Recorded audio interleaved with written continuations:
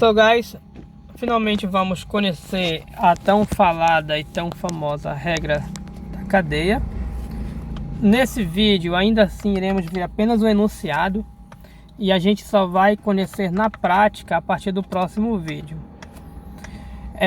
Pois bem, você vai considerar naturalmente duas funções, porque uma tem que estar dentro da outra. Então a gente está aqui uma função, considera aqui uma... Opa, houve um pequeno probleminha, tudo bem? Uma função g diferenciável ou derivável, como queira. Aliás, todas as funções que a gente vai trabalhar aqui serão diferenciáveis. Para quem não lembra, uma função diferenciável é uma função que dá para derivar, ou seja, derivável. E a gente vai precisar derivar, por isso todas elas têm que ser diferenciáveis. E aí você tem uma outra função f também diferenciável. Há um detalhe, guys.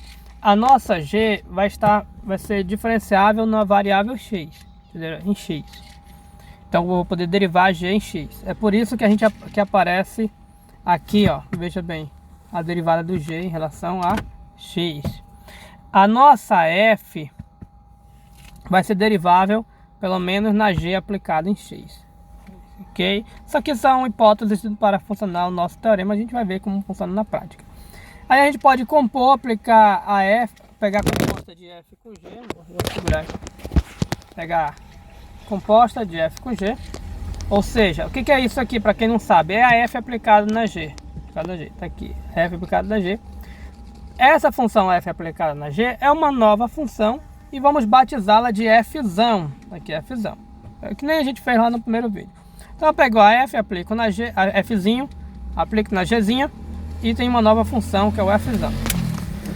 O que o teorema diz? Então, aqui o teorema, então,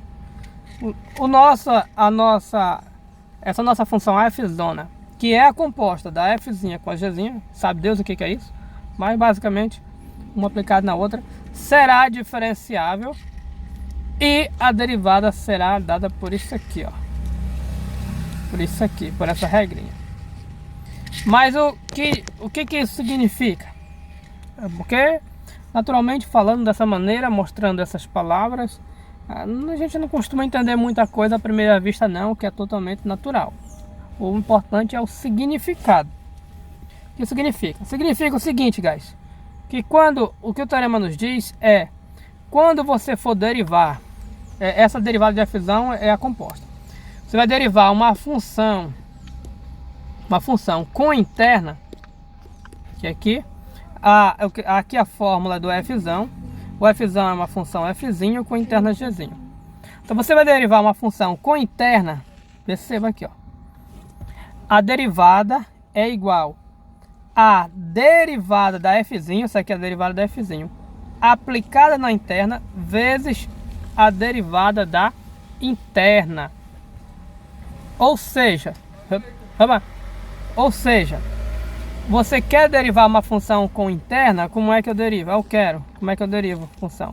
Primeiro você vai derivar a tua função como se não tivesse interna. Aí vai aplicar na interna. E multiplica pela derivada da interna. Por que isso é conhecido como regra da cadeia? Porque você vai derivando em cadeia. Você deriva uma e depois vai derivar a outra. Outra coisa, detalhe a se observar. Perceba que a derivada da interna, ela aparece aqui na frente, multiplicando. Então, a gente costuma dizer, inclusive, que deriva primeiro normal a função, que é a função externa ou função mãe, e multiplica pela derivada da interna. A regra geral da cadeia é essa. Derive a função mãe e multiplique pela derivada da interna. Guarde essas palavras. Quando a gente for ver o exemplo, tudo isso ficará mais claro. Em lines, como é que funciona em lines? Em lines a gente faz da seguinte maneira. Pega a nossa g de x aqui, chama de u, para ficar o f na função u. Então tá aqui, ó, g de x chamou de u. Aí, esse f na função você chama de y. E como é que deriva? Então a nossa função mãe é a f na função u. Você vai derivar primeiro a função mãe na função u e derivada da interna. Mas esse line não se preocupe não, porque vai confundir a cabeça de vocês.